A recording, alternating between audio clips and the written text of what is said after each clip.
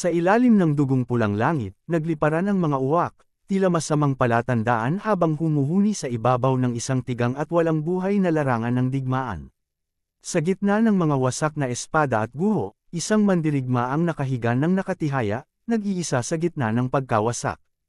Unti-unti siyang nagkamalay, halata sa kanyang mukha ang bakas ng labanan, puro pasa at dugo. Napaisip siya kung nawalan nga ba siya ng ulirat. Sa matinding pagsisikap, nagawa niyang iangat ang kanyang katawan at umupo.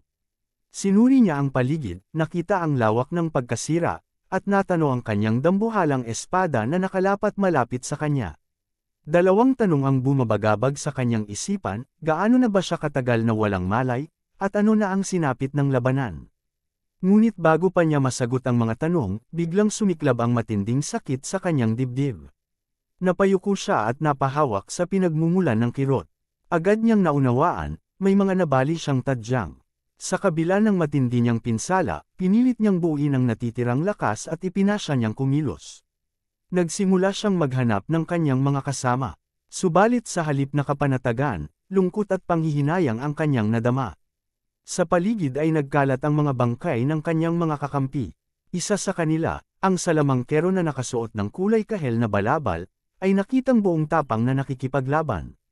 Ginamit nito ang kumikislap na mga talisman upang harapin ang dalawang makapangyarihang nilalang ng dilim, hanggang sa biglang sumabog ang isang nakakasilaw na liwanag na nagpabago sa eksena.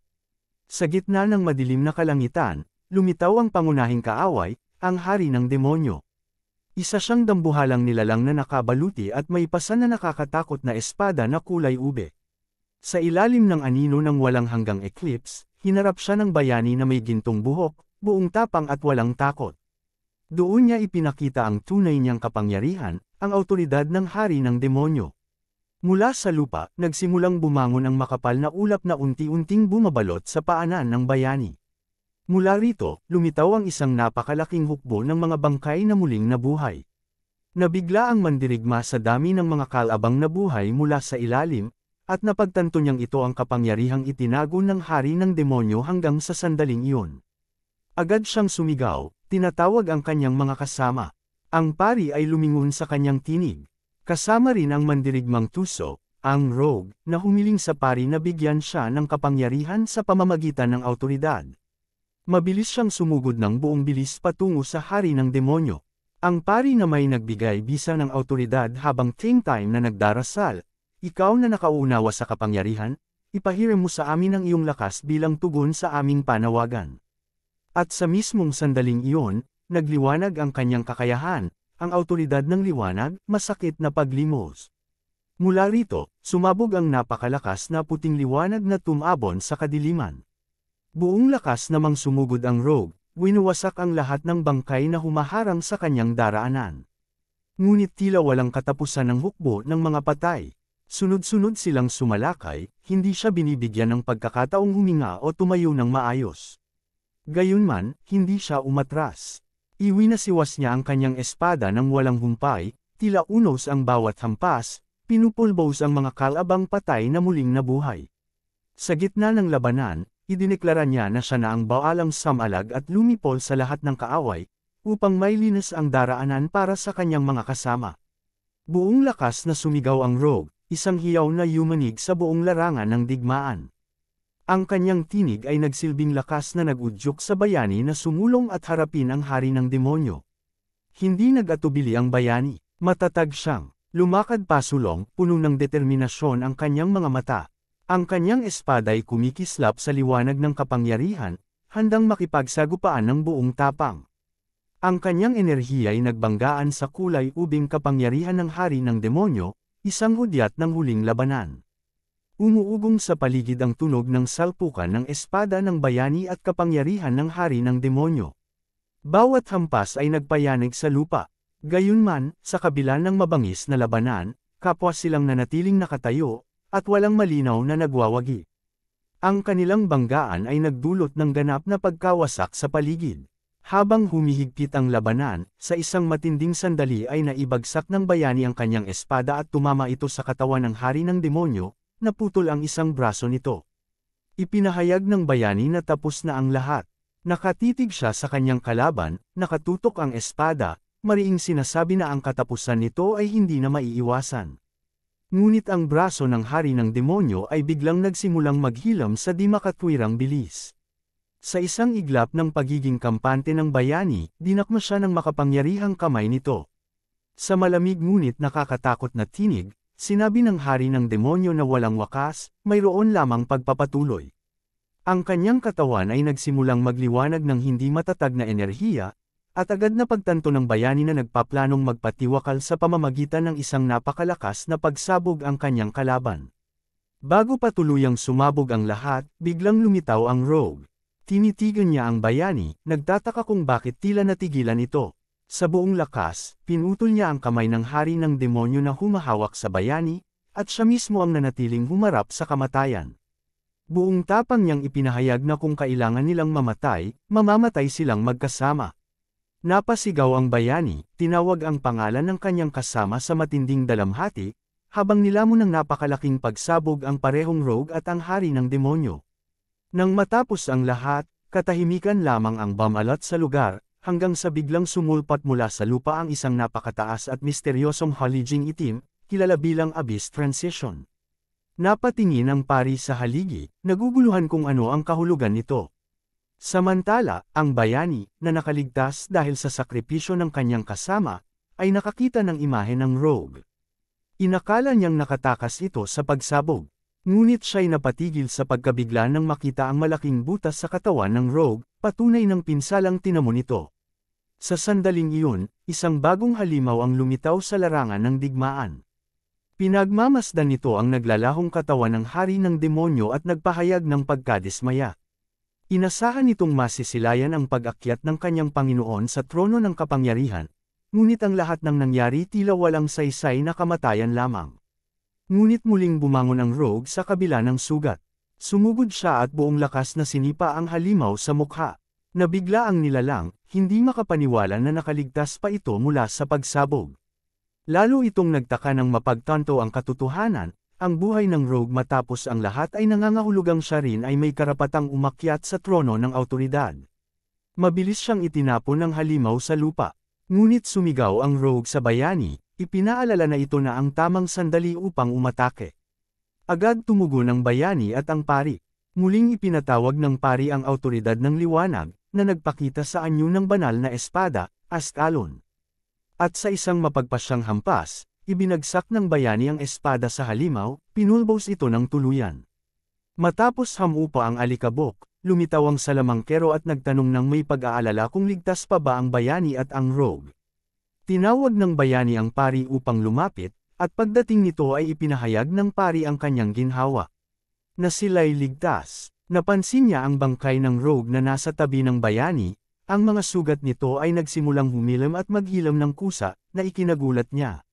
Mula sa malayo, pinanood ng isang tagasunod ng hari ng demonyo ang eksena. Nag-isip siya na bagaman naguluhan siya sandali, tila umiikot ang mga bagay ayon sa dapat. Tinanong niya ang pari kung natanggap na ba ng bayani ang pagpapala. Humarap ang bayani sa nananatiling buhay na hari ng demonyo.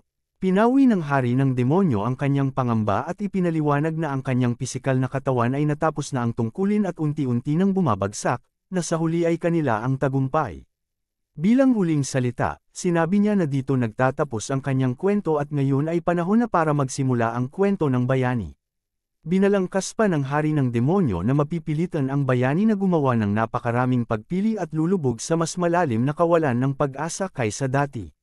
Sinabi niyang kahit bumagsak ang bayani at mabigatan ng responsibilidad, dapat siyang manalangin na huwag tumigil at patuloy na lumakad. Hiling nito na ang paglalakbay ng bayani ay magkaroon ng ibang wakas kaysa sa kanya, na ang kanyang sariling wakas ay walang laman at hanggal. Nang mawala ang huling bakas ng hari ng demonyo, nanimbalik ang malinaw na langit. Nagtapos ang labanan na humubog sa kapalaran ng mundo. Lumipas ang mga araw ng mabilis, nahuli ng punong guro ng paaralan ng mahika ang salamangkero at dinala pabalik sa paaralan, naglakbay pabalik sa kanyang tinubuang bayan ang isang diwata, at nagpaalam ang pari at iniwan ang mundong mortal. Muli namang bininyagan bilang hari ang bayani sa gitna ng pagdiriwang ng kanyang mga nasasakupan. Bumalik naman ang rogue sa dati niyang kinaroroonan, at naglaho ang maliwanag na ambag ng peking liwanag. Muling sumigla ang buhay sa ilalim ng sinag ng araw at nagsimulang lumipas ang takot sa araw-araw ng mga tao, nagsimula ang isang panahon ng kapayapaan na tumagal ng matagal. Mga 15 taon ang lumipas. May isang taong may ulo na tila bungo ang nakaupo, nakasandal sa isang puno, at sinabi niya na siya rin ay nagpapatuloy pa rin sa kanyang landas. Maliwanag na ang taong iyon ay ang Rogue, isang dating kasapi ng partido ng mga bayani, na ngayon ay mahigit 150 taong gulang na. Napagtanto niyang baka siya'y nanghihinang lamig, at nagmuni-muni sa napakalaking pagbabago sa mundong kanyang ginagalawan, mga bundok na noon ay tila di matitinag ay gumuho, at mga patag na kapatagan ay naging tigang na disyerto. Nagpatuloy ang Rogue sa pag-iisip sa ilalim ng liwanag ng mga bituin. Napagtanto niyang ang tanging hindi nagbago sa paglipas ng mga taon ay ang mga bituin, at una niyang inisip na siya rin. Ngunit agad niyang kinumpuni ang sarili, napagtanto niyang nagbago rin siya. Tumingin siya sa kanyang nagkereng na kamay habang iniisip ang sumpang walang hanggan na damapo sa kanya. Ang ipinakitang biyaya na iniabot sa kanya ng hari ng demonyo bago ito mamatay, na dating inakala niyang pagpapala, ay lumitaw na isang walang katanggiyang sumpa na hindi mawawala. Nagtanong siya tungkol sa layunin ng kanyang immortalidad, ano ang kahulugan ng kanyang pag-iral kung hindi man siya mawala? Ano ang kapalaran ng taong itinalaga na manatiling mag-isa magpakailanman? Habang malalim na nagmumuni-muni ang Rogue tungkol sa kanyang walang katapusang pag-iral, isang bulalakaw ang biglang tumawid sa kalangitan at nakuha ang kanyang pansin. Sa mga sandaling iyon, may isang maliit na bata ang dumaan sa kanyang harapan. Nang makita siya ng bata, napasigaw ito sa gulat at tinuro siya, sabay sabing siya raw ay isang kalansay. Matapos ang 150 taon mula nang labanan nila ang hari ng demonyo, tila muling nagsimulang umagos ang oras para sa Rogue. Sa isang bundok sa likod ng nayon ng Tiangtap, sa gilid ng imperyo, pinagmasdan siya ng batang babae nang may matinding kuryosidad. Naisip ng Rogue kung bakit naroon ang bata sa ganoong oras ng gabi.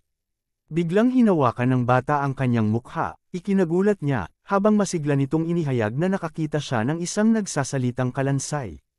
Pinatigil ng Rogue ang bata at sinabing marami na siyang batang nakitang naligaw sa kabundukan, pero yun ang unang beses na may batang humimas sa kanya ng ganoon. Bahagya niyang pinagalitan ng bata at tinanong kung hindi pa ito naturuang tumakbo kapag may nakitang nilalang na hindi tao. Ngumiti lang ang bata at inosenteng sagot niya ay, tinuruan siyang huwag husgahan ang iba batay lamang sa kanilang anyo. Napabuntong hininga ang Rogue, nagbubulong-bulong na tila matagal na niyang hindi naramdaman ang ganitong uri ng pagkabuhay, isang pakiramdam ng nostalgia na muling gin-isang ng kakaibang batang ito. Mabilis na nagtanong ang bata kung sino nga ba siya, at nang mapansin ang kakaibang espada nito, inusisa kung isa ba siyang kabalyero. Tumanggi ang Rogue at nagsimulang magyabang, sinasabing siya ay isang sugo ng imperyo na naglalakbay sa buong bansa upang maghatid ng mensahe ng emperador. Dinagdagan pa niya na kasalukuyan niyang pinuprotektahan ang bundok gamit ang isang isinumpang espada. Namangha ang bata at sinabi na kung ganoon, tiyak na napakalakas ng isang sugo ng imperyo. Agad namang sumang-ayon ang Rogue, patuloy pang ipinagyayabang na hindi iyon trabaho ng kahit sino, kundi ng taong bihasa sa mahika gaya ng pagpapatawag ng mga espiritu. Upang patunayan ito, pinatawag niya mula sa kanyang espada ang isang maliit na nilalang na kulay ube at malamulto ang anyo. Lalong lumaki ang paghanga ng bata at masiglang isinambat na siguradong napakalakas ng Rogue. Sa kumikislap na mga mata, hiniling ng bata na tanggapin siya bilang alagad, dahil gusto rin niyang maging malakas. Napatawa ang Rogue sa kanyang isipan, iniisip na ilang panahon na rin siyang nababagot sa paulit-ulit na pamumuhay, pero diretsahan niyang tinanggihan ang kahilingan ng bata, sinabing nakakaabala lamang iyon. Nagtaka ang bata at nagtanong kung hindi ba't sa mga kwento, dapat ay tinatanggap ng guro ang alagad. Hindi siya sumuko at paulit-ulit na nakikiusap, tinatawag siyang kuripot at walang pusong kalansay. Ngunit tinalikuran ng Rogue ang mga salita nito at mariing inulit na hindi siya isang guro. Kinabukasan, habang nagpapahinga ang Rogue sa ilalim ng puno, ikinagulat niyang makita ang bata pa rin doon, masiglang sumisigaw at nag-eensayo gamit ang isang patpat na parang espada. Tinanong niya kung uuwi na ba ito, ngunit matigas ang sagot ng bata, hindi siya aalis hanggat hindi siya tinuturuan ng espada. Pinayuhan siya ng Rogue na umuwi na, dahil baka nag-aalala na ang kanyang mga magulang. Idinagdag pa niya ang kanyang reklamo na dahil sa kanyang anyo bilang kalansay, madalas siyang mapagkamalang halimaw na nangunguha ng mga bata. Ngunit ngumiti ang bata at sinabing huwag siyang mag-alala. Pagkatapos, may lungkot sa kanyang tinig ng ibunyag na nasunog na ang kanilang bahay at nasawi ang kanyang mga magulang. Ikanwento ng bata na bago pumanaw ang kanyang ina, iniwan nito ang bili na kailangan niyang maging malakas upang mabuhay mag-isa. Ito ang dahilan kung bakit matindi ang kanyang kagustuhan na matuto ng pakikipaglaban. Pagkatapos, tinitigan niya ng seryoso ang Rogue at tinanong kung nauunawaan na ba nito ang kanyang kalagayan. Dahan-daang bumantong hininga ang Rogue. Pagkaraan ng ilang sandali ng katahimikan, sa wakas ay pumayag siyang turuan ang bata ng paggamit ng espada. Tuwang-tuwa ang bata at agad na nagtanong kung totoo ba ang sinabi niya. Tumugon ang Rogue ng tiyak, at sa kalmadong tinig ay idinagdag na hindi niya kayang. Patuloy na tanggihan ang isang hiling ng isang bata. Saglit na naguluhan ang bata, ngunit mabilis din niya itong binaliwala at buong siglang nagpasalamat. Pagkaraan, tumangala ang Rogue sa langit, worry nakikipag-usap sa yumaong emperador. Aniya, dumaan na sa matinding pagsubok ang kanyang mga nasasakupan, at dahil dito, tuturuan niya ang batang ito kung paano maging matatag at marunong umasa sa sarili. Isa sa alang-alang niya itong pagbabayad sa kanyang pagkukulang, ang kabigwang may hatid ang mensahe ng emperador. Mula sa araw na iyon, nagsimula ang mahabang paglalakbay ng kanilang pagsasanay. Lumipas ang mga araw at taon habang sila'y magkasamang nag-ensayo. Sa kanilang mga pahinga sa ilalim ng puno, tatawag ang Rogue ng mga halimaw mula sa kanyang espada, at sisimulan naman ng bata ang kanyang pagsasanay upang labanan ang mga ito. Paminsan-minsan, natutuwa pa silang takutin ang mga nagdaraan bilang isang uri ng laro. Unti-unting tumibay ang isang natatanging ugnayan sa pagitan nila, isang ugnayang nakasalig sa tiwala at pagkakaalalay sa isa't isa. Habang lumilipas ang panahon, gumagaling ang dalaga sa paggamit ng espada. Sa kanilang pagsasanay, buong tapang siyang nakikipagpalitan ng mga hampas sa Rogue. At sa kabila ng tindi ng laban sa pagitan nila, pareho silang nasisiyahan sa mga oras na magkasama. Pagkaraan ng 11 taon, nakahuli ng kuneho ang Rogue at tinawag ang dalaga upang kumain. Sa pagkakataong iyon, isang magandang dalaga na ang sumagot, may mahabang gintong buhok, at marahang nagsabi, "Oo, guru." Ang maliit na batang minsan niyang nakasama ay ngayoy ganap ng isang dalagang kaakit-akit. Umupo ito sa tabi ng Rogue at nagsabi na mayroon siyang mahalagang bagay na gustong ipaalam. Tinanong siya ng Rogue kung ano ang bagay na biglang nagbago ng kanilang damdamin. Malungkot na ikinwento ng dalaga na ang nayon na kanyang tinitirhan noon ay iniwan na ng mga tao, dahil sa biglang pagdami ng mga halimaw. Pati ang imperyo'y itinakwil na ito, dahilan upang mawalan ng pag-asa ang lahat. Sa huli, buong tapang niyang idineklara na sapat na ang kanyang lakas. Agad na naunawaan ng Rogue ang nais ng dalaga, na siya ay magpapasya ng maging isang bayani. Sinabi niyang matapos ang 11 taong pagsasanay, kabisado na niya ang iniisip nito. Naalala niya ang kanyang dating kaibigan, ang bayani, na minsan ding nang arap tumulong sa mga tao. Kahit paulit-ulit itong kinukutya na wala siyang kakayahan o karapatang iligtas ang iba, palagi nitong sinasagot na hindi kailangan ng kwalipikasyon upang magligtas ng tao. Doon nagpasya ang Rogue na suportahan ang pangarap ng dalaga. Bilang tanging tagapagmana at guro ng hilagang pamamaraan ng pangangaso, ibinigay niya rito ang isang punyal, isang handog na tanda ng kanilang tradisyon. Ipinayo niya na laging gamitin ang sandatang ito sa mabubuting layunin, at hiniling na iligtas nito ang mundo. Pagkatapos ay bumalik sa kanya, dahil siya'y laging maghihintay sa parehong lugar. Pagkaalis ng dalaga, muling naiwan ang Rogue sa kanyang pag-iisa. Napaisip siya kung gaano katagal ang paglalakbay nito, marahil 5 taon, o 10. Wala siyang magagawa kundi hintayin ang pagbabalik ng batang itinuring niyang alaga. Naniniwala siyang magtatagumpay ito sa kanyang misyon at babalik balang araw. Ang munting ugnayan na nabuo sa kanyang mahabang buhay ay labis nang nagbago sa kanya. Noon, ang paghihintay ay isa lamang nakakatakot na tanong sa kanyang pag-iral, ngunit ngayon, natutunan niyang tiisin ito ng may tiwala. Matagal ang lumipas. Habang nakaupo siyang mag-isa, nagulat siya nang bumalik ang dalaga, ngayon isang dalagang sugatan, dala-dala ang mga bakas ng mababanggas na laban. Binati siya nito, at halos hindi niya ito makilala sa laki ng ipinagbago. Muli, masigla niyang ikinwento ang kanyang mga pakikipagsapalaran, kung gaano kalawak ang imperyo, puno ng mga bagong lugar at karanasan. Marami ring halimaw ang kanyang hinarap, at sa bawat laban ay ginamit niya ang mga itinuro ng rogue upang tulungan ang mga tao. Dahil sa kanyang mga ginawa, nagsimula siyang tawaging ang bayani. Ngunit nagalit ang emperador, na nakakita sa kanya bilang tinek at balakid sa kanyang kapangyarihan. Dahil dito, nagutos ang emperador na siya'y ipapatay. Habang nagkukwento, unti-unti siyang nanghina, nahilo, at tuluyang bumagsak sa mga bisig ng rogue. Sa kanyang huling sandali, mahigpit niya itong niyakap at tinanong kung naging maayos ba siya at kung siya ba'y lumuha sa kanyang pagkawala. Doon, sa mga bisig ng rogue, binitawan ng bayani ang kanyang huling mga salita, isang munting hiling na sana'y marinig ang kanyang kwento. At bago pa siya makasagot, nalagutan na ito ng hininga. Napuno ng galit at pagkamuhi ang mga mata ng rogue sa lahat ng nakasakit sa kanya. Sa mismong oras na iyon, dumating ang isang pangkat ng imperial na kabalyero sa bundok. Isang sundalo ang nagbulong na hindi man lang namatay ng payapa ang sinumpang bayani, kundi nagpunta pa sa bundok na ito upang dito bawian ng buhay. Agad siyang sinaway ng komandante, iniutos na ituloy ang paghahanap. Ngunit laking gulat ng lahat ng matuklasang ang rogue mismo ang naruroon.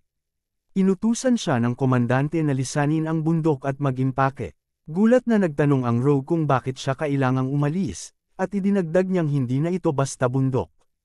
Ipinakita niya ang kanyang tunay na kapangyarihan, mula sa lupa ay lumitaw ang mga bangkay ng halimaw, at ang paligid ay napuno ng nakakatakot na tanawin.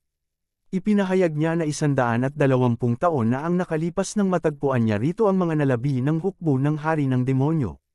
Pinugutan niya ng ulo at pinagpira-piraso ang kanilang katawan hanggang sa maging lupa ang kanilang mga labi, at sa ibabaw nito'y tumubo ang gubat na kanyang binabantayan.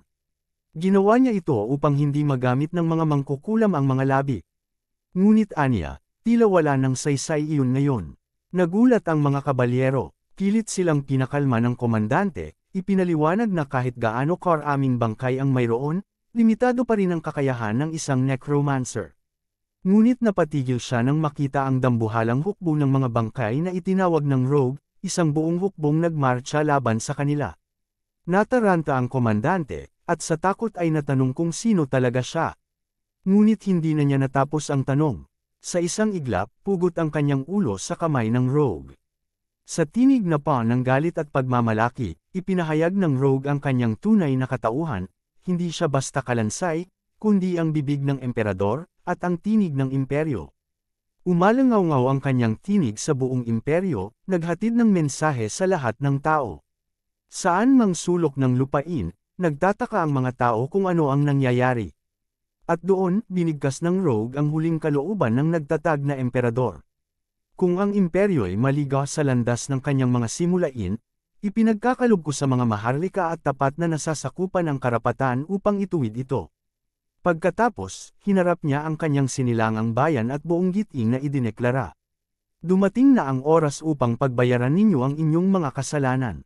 Sa isang kalapit na nayon, nakita ng mga nakaligtas mula sa pag-atake ng mga halimaw ang paparating na hukbo ng mga nabubuhay na patay. Agad silang nagsigawan upang magbigay babala. Ang natitirang mga sundalo naman ay mabilis na sumugod upang harapin ang mga halimaw ng buong lakas, habang iniutos ng kanilang komandante na tipunin ang lahat ng unit upang pigilan ang nalalapit na pag-atake. Sa gitna ng naglalagablab na labanan, napagtanto ng mga kabalyero na hindi ito gawa ng isang karaniwang mangkukulam. Isang buong hukbo ng mga patay ang kanilang kaharap. Dahil sa napipintong panganib, iniutos ni Escher na bigyan siya ng daan, habang inihahanda ang kanyang unang teknik sa labanan na tinatawag na wolf hunt. Sa kanyang pagsalakay, nagtataka siya kung sino ang makapangyarihang kalabang kayang magpatawag ng ganoong karaming nilalang. Si Escher Soma ay kabilang sa mga Imperial Knight. Habang nakikipaglaban, napansin niya ang isang dambuhalang halimaw na gumagalaw sa pagitan ng mga gusali ng nayon. Nang tignan niya ng mabuti, nakita niyang karga ng kamay ng halimaw ang mismong mangkukulam, na siyang nasa unahan ng hukbo ng mga patay. Laking gulat niya dahil ang isang salamangkero ay karaniwang nasa likod at pinuprotektahan ng kanyang hukbo, hindi lumalaban sa harapan. Muli niyang inihanda ang wolf hunt at mabilis na tinaga ang paa ng dambuhalang halimaw na karga ang mangkukulam. Kasunod nito, inatake niya ang mangkukulam gamit ang isang sibat na tumama mula sa imposibleng anggulo, na tumarget sa kanyang binti. Nang maramdaman ng mangkukulam ang tama, agad niyang inisip na si Escher ang siyang tumaga sa binti ng kanyang kasamang babae. Dahil dito, buong bilis siyang sumugod kay Escher na ang tanging layunin ay patayin ito. Sa hirap at pagod, nagawa pa ring harangin ni Escher ang mabagsik na atake ng kalaban. Mabilis niyang naipihit ang espada ng mangkukulam at nakakuha ng pagkakataon para ilantad ang katawan nito sa isang direktang atake. Inamba niya ang kanyang espada papunta sa ulo ng mangkukulam, ngunit magaan lamang itong naiwasan ng kalaban. Agad na umabant ang mangkukulam at buong lakas na sinipa ang binti ni Escher, dahilan upang mawalan ito ng balanse. Isang malakas na suntok sa mukha ang kasunod na nagpabagsak sa kanya. Mabilis na tumalon ang kalaban sa ibabaw niya at walang tigil na binuhusan siya ng suntok. Pilit namang kumikawala si Escher, desperadong bumangon mula sa marahas na pagkakadaigan ng kalaban. Sa huli, tinipon ni Escher ang natitirang lakas at malakas na sinipa ang mangkukulam palayo.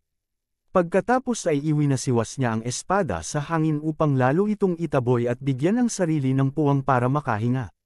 Sa galit, tinawag niya itong isang sumpang halimaw, at inamin na iyon ang unang pagkakataong napilit siyang lumaban ng ganoon katindi mula nang makaharap niya ang apat na kabalyero. Litong-lito siyang nagtanong kung sino ba talaga ang kalaban niyang ito. Sumagot ang mangkukulam, ang Avenger.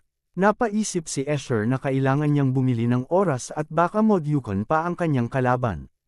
Kaya't nilibak niya ang ideya ng paghihiganti at sarkastikong nagtanong kung para kanino siya gumaganti.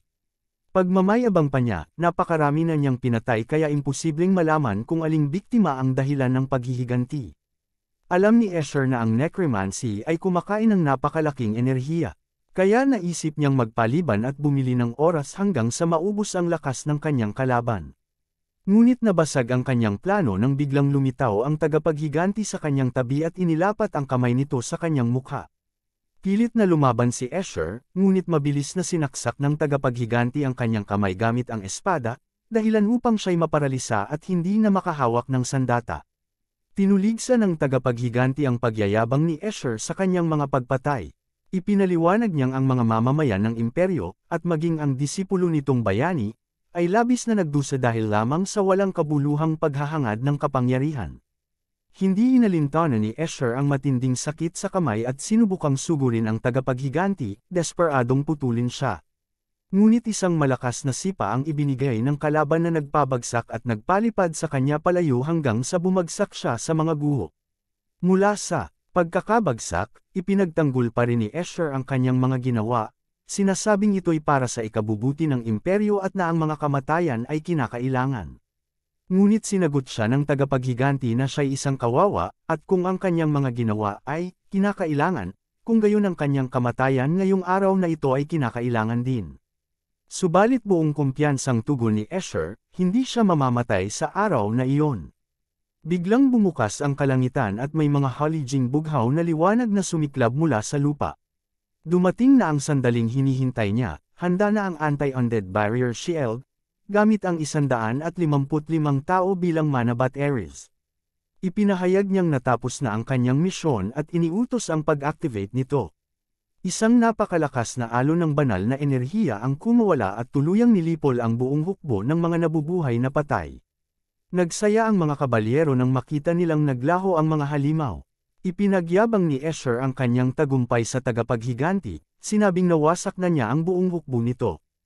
Ipinaliwanag din niya na ang harang na iyon ay nilikha ng salamangkero mula sa pangkat ng mga bayani 120 taon na ang nakalipas, at itinuring na pinakamalakas sa kasaysayan. Ngunit kalmado lamang na tumugon ang tagapaghiganti. Sinabi niyang alam na niya iyon at malinaw pa sa kanyang alaala ang matatag na espiritu ng salamangkero na gumawa nito. Laking gulat ni Escher nang marinig ang tugon, lalo na nang ideklara ng tagapaghiganti na wala siyang pakialam sa pagkatalo ng kanyang hukbo, sapagkat kaya niyang magpatawag ng panibago. Ipinaliwanag ng tagapaghiganti na ang mga sasama sa kanya ngayon ay ang mga biktima mismo ng imperyo, ang mga mamamayang pinagsamantalahan at inapi. Sila raw ang makikipaglaban para sa kanyang paghihiganti, at ipinangako niyang dudulugin niya ang imperyo. Sa mga salitang iyon, bumalik ang alaala ng tagapaghiganti sa kanyang nakaraan, sa kanyang dating pangkat na labis na namumuhi sa digmaan ngunit napilitang lumaban upang ipagtanggol ang kanilang pinakamamahal. Noon, araw-araw nilang kaharap ang kamatayan, at inakala niyang tapos na ang ganoong mga araw. Habang mas lumalalim sa kanyang alaala, mapait niyang naitanong sa sarili kung ang lahat ng buhay na nawala at sakripisyong ibinigay ay para ba talaga sa hinaharap na ganito. Wala siyang natagpo ang sagot. Ang tanging alam niya'y minsan siyang lumaban sa digmaan, ngunit ngayon hindi na niya maalala kung ano ang nagtulak sa kanya, o para kanino siya lumalaban ngayon. Dahil dito, nadama niya ang matinding kawalan, at nagtanong kung saan pa siya dapat patungo mula rito. 4 na araw matapos ang pagkamatay ng bayani, natagpuan ng tagapaghiganti ang sarili niya sa nayo ng mga adventurer sa hilagang kontinente. Pumasok siya sa Adventurers Guild, ang tanging bukas na lugar noong oras na iyon, at inilatag ang isang lumang mapa, humihingi ng tulong upang makahanap ng tamang daan. Ipinaliwanag niyang naligaw siya habang patungo sa hilaga, sa kahabaan ng mga bundok. Isa sa mga naroon ng bastos na sumagot na iyon ay Adventurers Guild at hindi isang lokal na tanggapan ng impormasyon. Ngunit kalmadong iginiit ng tagapaghiganti na aalis din siya kaagad matapos niyang makuha ang kanyang kailangan. Napansin ng adventurer na ang lalaking nagsasabing naligaw ay may matinding amoy ng dugo.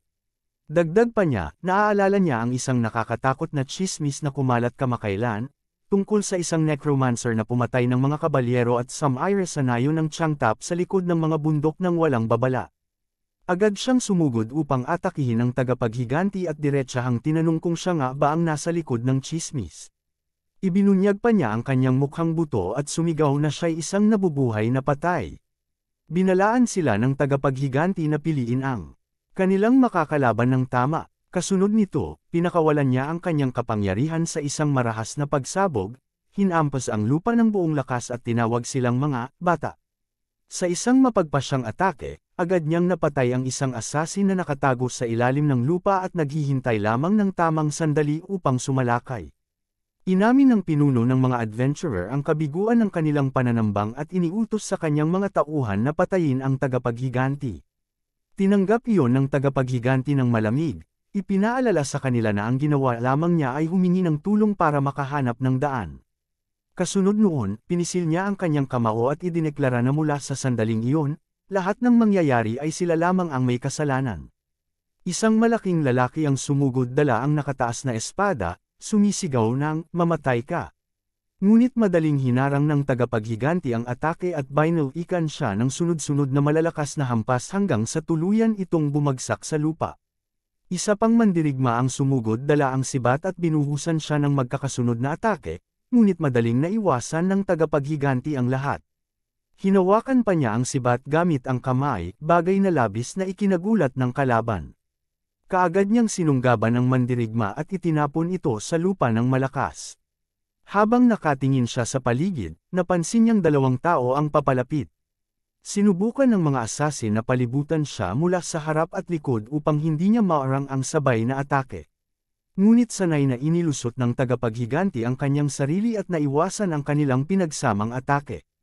Nagulat ang dalawa sa bigong taktika na inakala nilang tiyak na magtatagumpay. Hinawakan ng tagapaghiganti ang kanilang mga ulo at sabay na ibinagsak sa lupa ng malakas. Sa isang iglap, naglaho siya sa kanilang paningin at biglang muling lumitaw sa likuran ng pinuno ng adventurer. Laking gulat ng pinuno kung paano ito biglang nawala. Agad siyang nagtangkang lumayo ng posible mula sa tagapaghiganti, ngunit napilitan siyang makipagpalitan ng mga atake. Napansin ng tagapaghiganti na ang pekeng galaw nito sa kanan ay panlilinlang lamang, at ang dobleng atake ang tunay na target. Gayunpaman, nagawa pa rin niyang umiwas. Pagkatapos ay sinipa niya ng ubod lakas ang pinuno, dahilan upang lumipad ito at mabangga sa pader. Namangha ang mga nakasaksi sa bilis ng pagtatapos ng laban.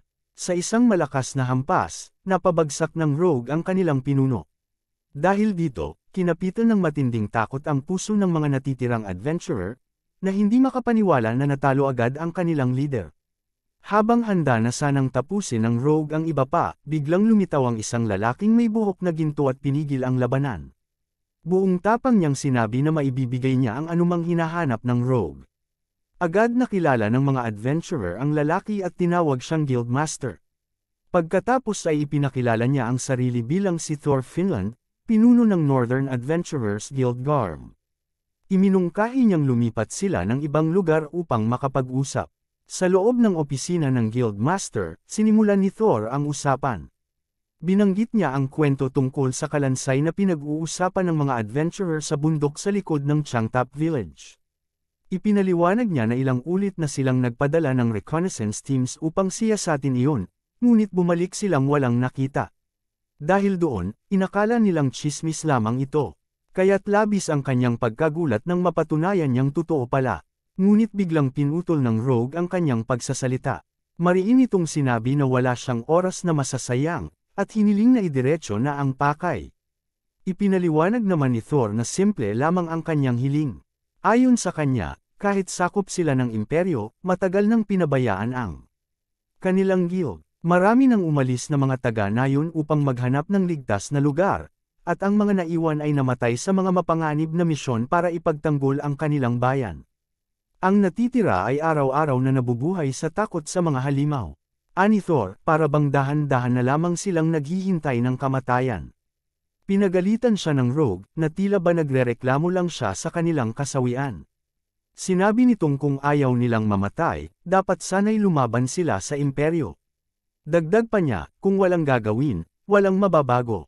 Sumagot si Thor at ipinaliwanag na hindi dahil wala silang ginawa, kundi dahil wala silang magagawa. Ang responsibilidad na panatilihin ang kaayusan sa mga lupang iniwan ng imperyo ay napunta sa mga naiwan.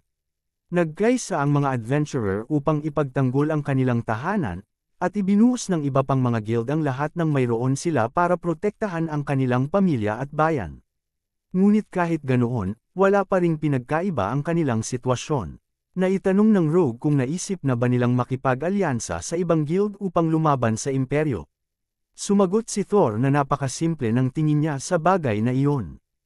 Ipinaliwanag niyang ang ibig sabihin noon ay tuwirang pakikidigma, at hindi lang iyon usapin ng tapang kundi ng libo-libong buhay na mawawala. Aminado si Thor na matagal na silang naghihintay ng isang tagapagligtas. Matindi nilang pinanghawakan ang pag-asang may darating na ilaw, at nang dumating ang isang babae na puno ng init at pag-asa, naniwala silang kaya nitong iligtas silang lahat. Ngunit sa huli, napagtanto nilang mali pala ang kanilang pinanghawakan, isang huwad na pag-asa. Nalungkot siya at naisip kung saan sila nagkamali, at kung ang lahat ba ng iyon ay kahangalan at marupok na pagkapit. Pagkatapos ay tumingin si Thor sa Rogue na may matinding determinasyon. Sinabi niyang sa pagkikita nilang iyon, na-realize niyang kulang sila ng isang bagay, ang puot. Nagbago ang kanyang pananaw. Hindi na mahalaga sa kanya kung dumating man ang bukas o masira man ang kanilang mga tahanan. Ang mahalaga ay mapatay nila ang kanilang mga kaaway, at kung kapalit noon ay ang kanilang kamatayan, iyon ay halagang handa nilang bayaran. Sapagkat iyon ang tunay na mukha ng digmaan. Doon, nagbigay si Thor ng hiling sa Rogue. Nangako siyang agad magtatalaga ng 2 adventurer upang samahan siya, at sa hinaharap ay ibubuhos nila ang lahat upang suportahan ito. Nakiusap siya na kahit Avenger man ito o demonyo, hindi mahalaga ang kanyang pagkatao, ang mahalaga ay payagan silang makiisa sa kanyang digmaan. Humingi ng paumanhin ang Rogue. Sinabi niyang hindi niya layuning wasakin ang guild at inamin din niyang may kasalanan siya dahil hinayaang pabayaan ng imperyo ang mga lupang ito hanggang sa humantong sa ganitong kalagayan ang nayon. Pumayag ang Rogue sa hiling, binanggit pa niya na 150 taon na ang lumipas mula nang huli siyang tumanggap ng request. Inilagay niya sa mesa ang isang pulang adventurer's card.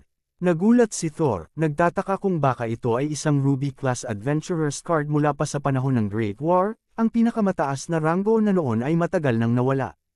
Tinanong niya ang tunay na pagkakakilanlan ng Rogue, ngunit sinagot lamang siya ng Rogue na huwag nang mag-alala ukol doon, inilarawan niya ang sarili bilang isang multo mula sa maruming nakaraan. Pagkatapos ay inayos niya ang kanyang sarili at inihayag na tatanggapin niya ang gawain. Sinabi niya na ang unang destinasyon nila ay ang Hilagang Bulubundukin, ang pinakadakila at pinaka-hazardous na hanay ng bundok sa kontinente kung saan ang nyebe ay hindi humihinto sa pag-ulan. Nagsimula na maglakbay ang Rogue patungo sa Adventurer's Post sa Hilaga mula sa Changtap Village. Pagkalipas ng 5 araw mula nang umalis, ang Rogue at ang dalawang kasamang adventurer ay kumikilos ng maingat sa kahabaan ng bulubundukin. Napansin ng Rogue na mabilis ang kanilang paglalakad para sa isang lihim na pagmarcha. Isa sa mga kasama, na gumagamit ng binocular para tanawin ang abot-tanaw, ang nagsabing hindi nila kayang makipagsagupa sa hukbo ng imperyo kung magtatagpo pa. Kumpirmado ng Rogue na mabilis nga ang galaw nila. Nakita ni Muran-sama ang isa pang grupo sa abot-tanaw, at nagtaka ang Rogue kung sino sila at paano sila nauuna. Hinula ng isa sa kanila na malamang hindi ito search party na sumusunod sa kanila. Nabatid nila na mga nakaligtas mula sa Changtap ang grupo, tila sumanib sila sa mga nagnanakaw ng mga nayo na pauwi na patungong kabisera. Napagpasyahan ni Sword Harrier na naputol ang kanilang daraanan sa pagtatangkang dumaan sa bulubundukin, na pinatibay din ang kawalan nila ng pampanglamig na damit panlamig. Lumiko ang Rogue sa kanyang dalawang kasama at tinanong ang gabay kung saan patutunguhan kung tatahakin ang mas mababang daan. Inayos naman ang pagpapakilala ni Muran-sama, sinabi niya ang pangalan niya at ng kasama niyang si Sword Harrier, at hiniling na sana ay tandaan ng Rogue ang kanilang mga pangalan. Ipinaliwanag niya na may mga maliliit at magkakalas-labas na bahay sa kahabaan ng daan, at hinulaan ni Sword Harrier na raararuhin yun ng grupo para maghanap ng pagkain at supply. Mapait niyang sinabi na ang pagnanakaw ng mga bahay ay naging karaniwang gawain na ng mga knight ng imperyo at nasanay na ang mga lalawigan mula nang umakyat sa trono ang kasalukuyang emperador. Matapos mag-isip, kalmado namang ipinahayag ng Rogue na kailangan niyang pakse ng grupo. Bago pa man nakaayos ang mga kasama sa pangunawa, tumalon siya mula sa tuktok ng bangin, iniwang tila ulirat ang dalawa. Sa ibaba, sumiklab ang kaguluhan sa mga sundalo, nagbantang posibleng nasa bitag sila. Dama po ang Rogue sa gitna nila at pinatunayan ang kanilang pangamba. Tumakbo si Sword Harrier pasulong, sigaw na parang hindi makapaniwala at nagtatanong kung handa na ba siyang mamatay. Mula sa itaas, pinanood ni Muran-sama ang eksena at sinabi sa kasama na tila patay na ang lalaki. Nag-alarma ang mga sundalo nang makilala nila ang sumalakay, tinawag siyang necromancer ng Changtap Village. Nagpalipat-lipat ang Rogue sa hanay ng mga knight, pinabagsak ang ilan isa. Habang umuungal ang mga hinaing ng ilan para sa awa, inutusan ng commander ang kanyang mga tao na huwag umatras at iikot ang kalaban. Pinilit niyang hikayatin silang umatake ng sabay-sabay dahil iisa lamang ang kalaban, ngunit naputol ang kanyang pananalita nang bumuga ng isang malakas na puwersa ng purple energy mula sa Rogue na pumatay sa kanya. Inaya ng Rogue ang patay na commander, tinutukoy kung akala niya'y nag-iisa lamang siya at kung ang mga mata niya ay para lang palamuti. Pagkatapos, ipinakilala ng Rogue ang kanyang tunay na kapangyarihan, sinuman niya ang isang nakakatakot na hukbo ng mga purple specters at mga espiritu. Mula sa malayo, pinanood ni Sword Harrier ang nangyayari at napagtanto niyang ang ipinakita ng Rogue sa Adventurers Guild ay maliit lamang na bahagi ng kanyang tunay na lakas. Bumaba ang hukbo ng mga multo at winasak ang hanay ng mga sundalo. Sa matinding takot, nakilala ni Muran-sama ang mga espiritu. Inilarawan niya ang mga ito bilang mga kaluluwa ng Changtap Village. Habang papalapit na sa katapusan ng labanan, iminungkahi ni Muran-sama na bumaba na sila. Pumayag si Sword Harrier, binanggit na tapos na ang laban at malapit nang matapos ang lahat. Sa huling sandali, isang nag-iisang knight ang sumugod para sa desperadong pag-atake laban sa Rogue. Humiyaw ito ng huling sigaw bago umatake. Walang kahirap-hirap na naparry ng Rogue ang kanyang sibat, mabilis itong naiwasan. At saka sinipa ang kanyang ulo ng malakas hanggang sa bumagsak siya sa lupa. Doon, napansin ng Rogue ang gintong kwintas na suot ng knight, na lumantad dahil sa pagkabasag ng kanyang helmet. Ang kwintas na iyon ay nagbalik ng alaala sa kanya, noong minsan ay inialay iyon ng isang adventurer bilang tanda ng paghingi ng tawad, dahil aminado itong hindi maiwasang magduda sa itsura ng Rogue. Ipinaliwanag ng lalaki na ang kwintas ay isang agimat para sa mga adventurer, gawa ng kanyang anak na babae. Tinanggap iyon ng Rogue at hiniling na ipaabot ang pasasalamat sa kanyang anak. Ngunit malungkot na sinabi ng lalaki na 2 taon nang patay ang anak, pinaslang ng hukbo ng imperyo. Kaagad na humingi ng paumanhin ang rogue, subalit pinagaan siya ng lalaki. Sinabi nitong lahat ng nasa nayon ay may sugat na gaya niyon at isinumpa ang imperyo. Tinawag silang mga Verdugo na sinusunog ang natitirang buhay ng tao alang-alang sa paghihiganti. Binigyan pa siya ng payo na huwag sirain ang sarili sa paghahanap ng paghihiganti tulad ng ginawa nila. Bawat tao raw sa mundong ito ay may naghihintay para sa kanila, at naniniwala siyang ganoon din sa rogue. Nakiusap siyang huwag masyadong lumayo sa madilim na landas na iyon. Nagbalik ang rogue sa kasalukuyan at humarap sa knight na ngayon ay nabagsak matapos saksakin ng isang specter gamit ang sibat. Ang huling salita nito ay isang paghingi ng tawad sa kanyang anak na si Michelle. Mahigpit na sinuntok ng rogue ang kanyang kamao at tinamaan ang espiritu, na agad naglaho. Lumapit ang kanyang mga kasama. Pinuri siya ni Muran Sama, sinabing mahusay ang kanyang ginawa. Nag-alok ito na sila na ang maglilinis sa lugar at mangangalap ng mga bangkay upang makagawa pa siya ng mas maraming undead kapag siya ay nakapahinga. Ngunit ikinagulat nila ang rogue nang utusan silang sunugin ang lahat ng katawan. Nabigla ang kanyang mga kasama at sinabing kakaibang necromancer siya. Napansin naman ni Sword Harrier ang malalim na lungkot sa kanyang mukha habang pinagmamasdan ang apoy. Sa gitna ng mga nagliliyab na bangkay, biglang umalangaw-ngaw sa kanyang isipan ang tinig ng Demon King, na nang-aasar. Kita mo, hindi ba't sinabi ko na, ikaw naman ang susunod? Nagpatuloy ang tinig, nagbabadya na ang rogue ay mapipilitang gumawa ng walang katapusang pagpili, lulubog sa isang kawalan ng pag-asa na hindi pa niya nararanasan, at ang tunay na bangungot ay hindi pa nagsisimula. Sa galit, sumigaw ang rogue, inuutusan ang tinig na manahimik at manatili sa ilalim ng mundo habang ito'y patay. Ngunit humalaklak ng malakas ang anino ng Demon King at tinanong siya kung paano siya mabubuhay sa kanyang kalagayan. Sinabi nitong maaari siyang magpumilit at subukang suwayan ng tadhana, ngunit sa dulo ng kanyang landas ay naghihintay ang isang kawalan ng pag-asa na kahit ang Demon King mismo ay hindi alam, at hinamon siyang subukang takasan ang kanyang kapalaran. Samantala, sa ibang lugar, si Frey, isa sa mga War Knights, ay nag-e-enjoy sa tanawin ng isang nasusunog na kaharian. Ipinahayag niya ang paghanga sa tunog ng mga hiyaw ng tao at sa amoy ng apoy. Lumapit ang isa sa kanyang mga sundalo at iniulat na nais daw ng mga lalaki na gawing bola ang ulo ng prinsesa. Ngunit tinanggihan iyon ni Frey, idinahilang wasak ang kanyang damdamin. Inakala niya kasing sapat na kalakihan ang kahariang iyon para magbigay ng masayang laban, ngunit mabilis at nakababagot itong natapos. Sa pagkainip, napaisip siya kung mayroon pa bang baliw sa buong imperyo na may tapang na magsimula ng laban. Sa sandaling iyon, dumating ang isang mensahero mula sa imperyo. Ipinahayag nitong may lumitaw na dambuhalang hukbo ng mga undead sa hilagang pader, at iniutos ng emperador na supulan ang masamang necromancer na namumuno rito. Masayang tumawa si Frey, humanga sa mabilis na paglitaw ng isang ganoong kabaliwan. Kaagad siyang tumayo at iniutos na tipunin ang kanyang hukbo. Idineklara na panahon na upang sumabak muli sa digmaan. Samantala, naglalakad sina Sword Harrier at Muran Sama kasama ang tahimik na rogue. Napansin ni Muran Sama na 2 linggo nang naglalakad ang rogue na tila bangkay, hindi nagsasalita at may kakaibang ikanikilos. Nagulat pa siya kung paanong posible na may isang ulong lumulutang sa ere.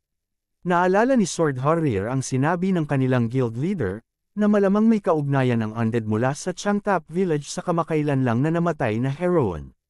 Ipinunto niyang doon din sa Changtap lumaki ang heroine, at ang panahon ng pagtakas nito mula sa mga knight patungo sa nayon ay siya ring oras ng insidente ng hukbo ng mga undead. Higit sa lahat, napansin nilang ang estilo ng pakikipaglaban ng rogue ay eksaktong kapareho ng sa heroine. Ayon sa guild leader, marahil hindi masamang tao ang rogue, kundi isa lamang desperado at patuloy na lumalaban, gaya nila. Bagamat hindi malinaw kung bakit siya patungo sa hilagang bulubundukin, sigurado itong hindi nila kaaway. Ngunit sa parehong oras, wala ring katiyakan kung kakampi nila siya.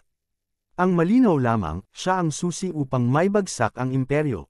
Ipinagkatiwala ni Thor Finland, ang guildmaster, sa mga adventurer ang tungkuling gabayan ang rogue dahil taga-hilaga sila. Nag-alinlangan si Sword Harrier kung susunod ang isang kasing unpredictable ng rogue sa kanilang kagustuhan. Ngunit tiniyak ni Thor na may tiwala siya sa kanyang pakiramdam at intuition. Sa kanilang paglalakbay, itinuro ni Sword Harrier ang direksyon patungong Changtap Village. Pumayag ang rogue na tumigil doon. Nagbalik sa kanya ang mga alaala ng nakaraan, ang mga panahong tinatakpan ng kanyang disipulo ang ulo niya ng supot na papel at ang masasayang sandaling magkasama silang nanirahan sa nayon. Pagpasok ng rogue sa pamilyar na tavern, sinalubong siya ng may-ari. Sinabi nitong huli na siya kung nagpunta roon upang hanapin ang mga lumang alaala dahil matagal nang nakasara ang tavern. Pagkatapos ay tinanong siya ng babae kung ginagamit pa ba niya ang tinaguriang bread bag, at doon nabunyag na nakilala niya ang rogue. Nagulat ang rogue na nakilala pa rin siya. Ipinaliwanag ng may-ari na alam niyang siya ang guro ng batang babae na minsang nagtrabaho sa tavern, at marami siyang narinig na kwento tungkol dito. Ang hindi lamang niya alam ay isa na pala itong naglalakad at nagsasalitang patay. Matapos noon, binuhusan siya ng isang baso ng mumurahing alak na tinawag na Daeoni. Ipinaliwanag ng may-ari na ang kahulugan nito ay isang bagong simula.